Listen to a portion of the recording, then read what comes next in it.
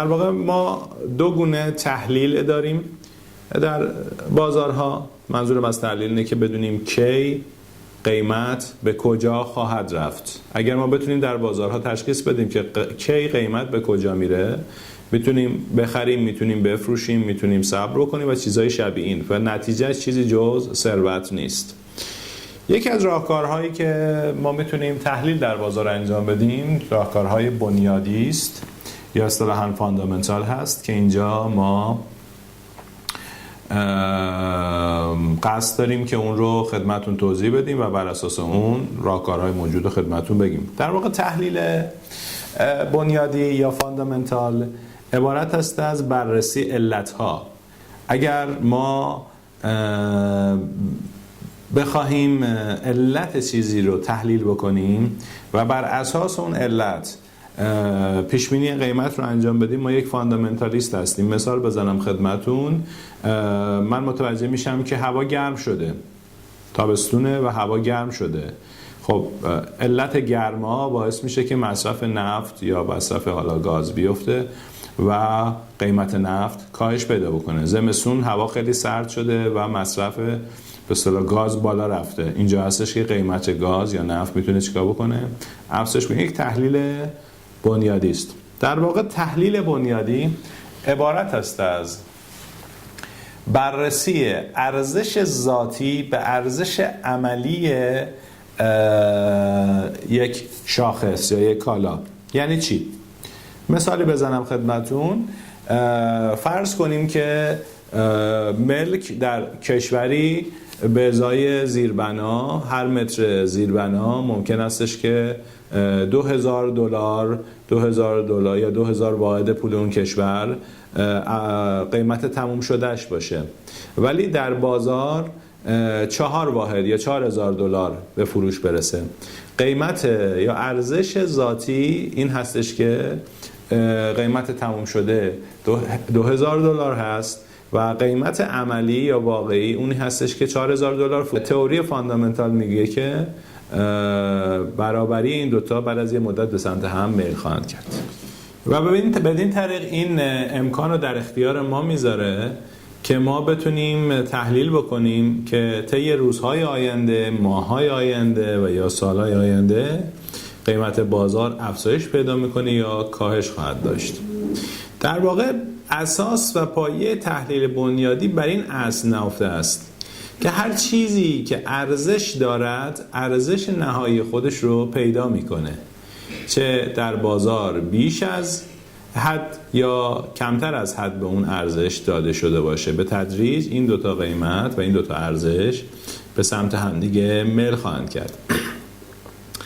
در واقع ما در تحلیل بنیادی ریشه و پایه و اساس رو بررسی میکنیم، علتها رو میجوییم و در تحلیل تکنیکال یا فنی معلولها رو بررسی خواهیم کرد و بر اساس حرکت قایی که اتفاق افتاده حرکت بعدی رو پیش بینی میکنیم.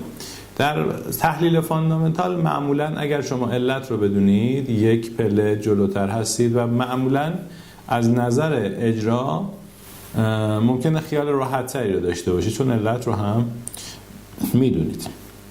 خب من قبل از اینکه وارد تحلیل فاندامنتال یا بنیادی بشم و ریشه های اون رو بررسی بکنم، لازم میدونم که بخش های مختلفی از تاریخ در واقع تحلیل بازار رو تو این زمینه خدمتتون بگم که کمک کننده است به علت ها. چرا که اگر ما گذشته کار رو بهتر بدونیم مشخصا میتوانیم آینده رو هم بهتر پیش بینی بکنیم.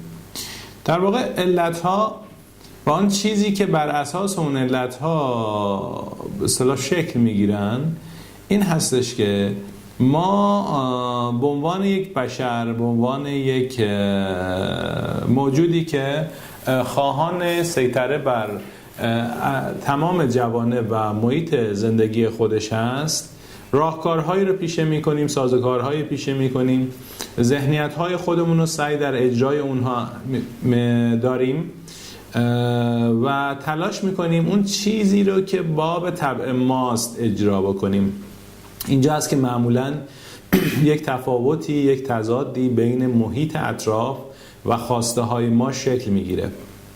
اگر من به عنوان یک فرد خواهان اجرای سازوکاری باشم، نیرو صرف میکنم و اونو سعی میکنم اجرا کنم، یا زمانی هستش که اون سازوکار وجود دارد و از اون برای شرایط محیطی خودم، از اون شرایط محیطی برای امتیاز خودم و برای به دست آوردن منافع در واقع شخصی خودم استفاده میکنم. اینجا هستش که شما به نوعی به انواع از علتها برخورد میکنید، به انواع توانایی‌ها و یا عدم توانایی‌ها برخورد میکنید که اینها ممکن است هم یکدیگر رو تحت پوشش قرار بدن. مثال عرض کنم خدمتون، من میخوام به فرضاً قله کوه برم و یه قله رو فتح کنم. این علتش این هستش که ممکنه جاه طلبی من باشه، ممکن هستش رکورد گذاشتن من باشه، هر چیزی شبیه این هست. من تلاشم رو انجام میدم، ولی متاسفانه شرایط آب و هوایی جوری نیست که کمک بکنه که من بتوانم قله رو فتح بکنم. اینجا هستش که علت دیگری در میان میاد که این علت از نظر تاثیرگذاری قوی تر از علت قبلی است. در نتیجه ما با مجموعه ای از این علت ها مواجه میشیم که اهم و فلاهم اون مهمتر است برای ما. یعنی منظورم تاثیرگذارتر بودن علت هاست و اینجاست که شما یک پریوریتی یا یک حق تقدمی نسبت به علت ها در نظر میگیرید. شما توجه بفرمایید، ما در سیستم های فاندامنتال یا بنیادی عکس اون چیزی که اکثر افراد تصور میکنن، دنبال خبرها، نیوز یا چیزهای شبیه نیستیم. فلان خبر آمد، فلان چیز اتفاق افتاد و فلان کار انجام شد. در واقع اخبار هم جزء وسایلی هستند که ما در سیستم بنیادی یا فاندامنتال از اونها برای پیدا کردن علتها استفاده میکنیم. چه بسا هیچ وقت بابت انجام امری خاص هیچ خبری نمی آید، هیچ صدایی نیست و هیچ نیوزی رو ما تو این چارچوب یا آماری رو نداریم، ولی اتفاق میفته. یعنی اینکه اون علت در بستری از بی اطلاعی شکل میگیره و چارچوب های خودش رو میچینه. اینجا هستش که ما گاهی اوقات مجبور میشیم از تحلیل های تکنیکال برای راهبریمون استفاده بکنیم، ولی معمولا علت ها مشخص هستند یا علت ها قابل شناسایی و دسته‌بندی هستند.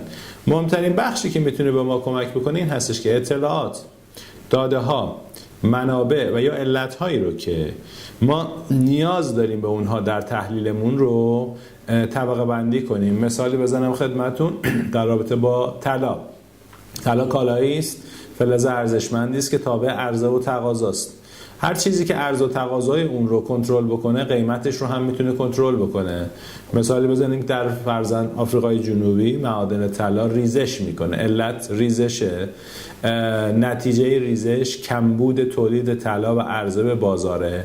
با تقاضای ثابت و عرضه کم به تدریج باعث میشه که قیمت طلا افزایش بکنه و یا بالعکس ممکن است معدن جدیدی کشف بشه و اون معدن جدید ایجاد تولید جدیدی رو بکنه که عرضه رو چیکار میکنه؟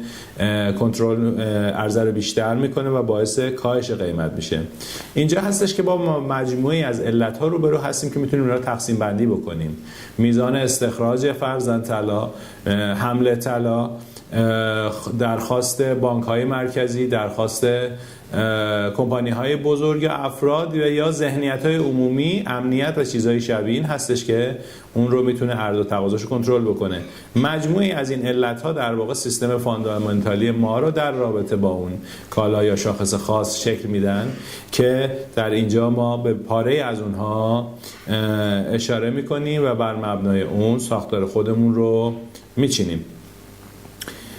اینها به دو گروه تقسیم میشن. ما به آمارها و اخبارهایی رو داریم که به صورت مرتب دریافت میکنیم و مواردی رو داریم که ممکن است اصلا در چارت ما وجود نداشته باشه و به صورت جدید بهش برخورد بکنیم، و یا اینکه تحلیلی بر مبنای شکل گرفتن اون داشته باشیم، فورکاستی بر مبنای شکل گرفتنش داشته باشیم و اونها رو استفاده بکنیم. پس ما با دو گروه از اخبار اینجا روبرو هستیم که یکی از اونها اخبارها و آمارهاست که از سرتاسر جامعه اقتصادی به دست ما میرسه، و دوم بررسی اون علت‌هایی است که اون اخبارها رو میسازن و یه گاهی اوقات اساساً اخبارهایی رو نمیسازن، یعنی کشف علت‌هایی هستش که این موارد رو انجام میدن که در ادامه من خدمتون شاخص‌های اقتصادی و بقیه موارد رو به تدریج توضیح خواهم داد.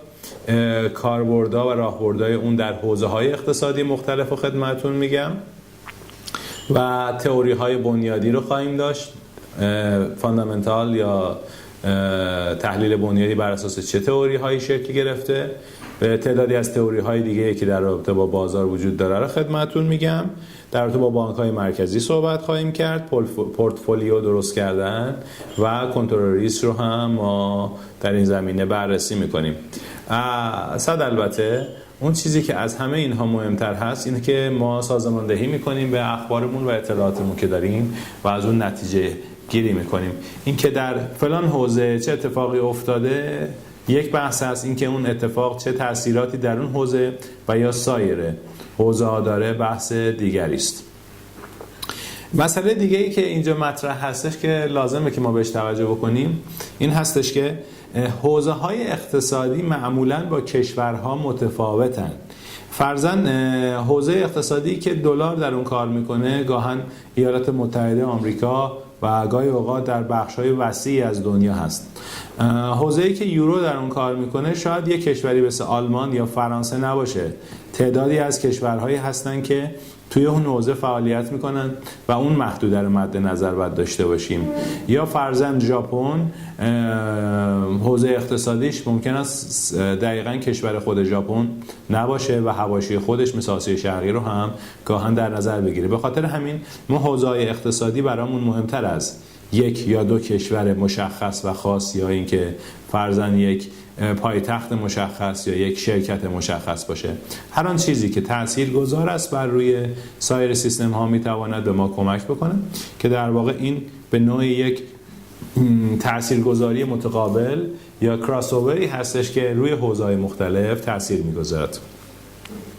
و این تاثیرپذیری متقابل هم بخشی از تحلیل‌های ماست، چرا که ممکن است یک اقتصادی مثل اقتصاد ایالات متحده بر اقتصادی مثل اقتصاد کانادا تأثیر بذاره، اقتصادی مثل اروپا بر اقتصاد کشوری مثل سوئیس یا فرضاً مثلا انگلستان هم تأثیر متقابل بگذارد. در نتیجه از تأثیرگذاری اقتصادها، اخبارها و علتها هم نباید غافل بشیم. در واقع علتها همونطور که خدمتون عرض شد دارای اهم و فالاهم هستند که مهمترین ها رو ما در نظر میگیریم، ولی از تاثیرگذاری اونها بر سایر علتها یا نتایج سایر علتها و قدرتاشون هم غافل نمیشیم. پس با جمع‌آوری این راهکارها اشارت به و پیدا کردن علتها و میزان تاثیرگذاریشون و تقسیم بندی اونها ما به یک راهکار بنیادی برای تعیین وضعیت اقتصادی آینده بازار خواهیم رسید.